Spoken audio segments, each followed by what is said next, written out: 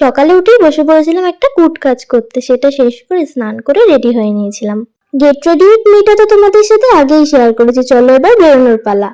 কোথায় যাচ্ছি সেটা তো তোমাদের বলাই হলো না। আমি যাচ্ছি আমার জিওগ্রাফি ব্যাচের অ্যানুয়াল প্রোগ্রামে। যদিও আমি এই ব্যাচের এখন প্রেজেন্ট স্টুডেন্ট নই, আমি একজন এক্স স্টুডেন্ট। স্টেজের উপরে একজন ডান্স করছে, সেই দিকে তো কারো পাত্তাই নেই, সবাই তো নিজেরাই ডান্স করতে ব্যস্ত। সবার সাথে বেশ খানিকক্ষণ গল্প করে চলে গিয়েছিলাম খেতে। প্রতি বছর আজকের দিনে আমাদের বাড়িতে হয় পাচন, এইবারে সেটা হয়নি কিছু কারণবশত, সেই কারণে আজকে এই অনুষ্ঠানে আমি আসতে পেরেছি। খাওয়া দাওয়া শেষ করে বাড়িতে এসে ফ্রেশ হয়ে চলে গিয়েছিলাম পড়াতে। স্টুডেন্টের বাড়ি থেকে আমাকে দিয়েছিল দই বড়া আর সিঙ্গারা খেতে। সিঙ্গারাটা ভাঙা মাত্রই দেখলাম এর ভেতরে আলুর পুর নেই, রয়েছে চাউমিনের পুর। পড়াতে পড়াতেই চলে গিয়েছিল কারেন্ট, আর বাইরে শুরু হয়েছিল বজ্র বিদ্যুৎ সহ প্রবল ঝড় বৃষ্টি।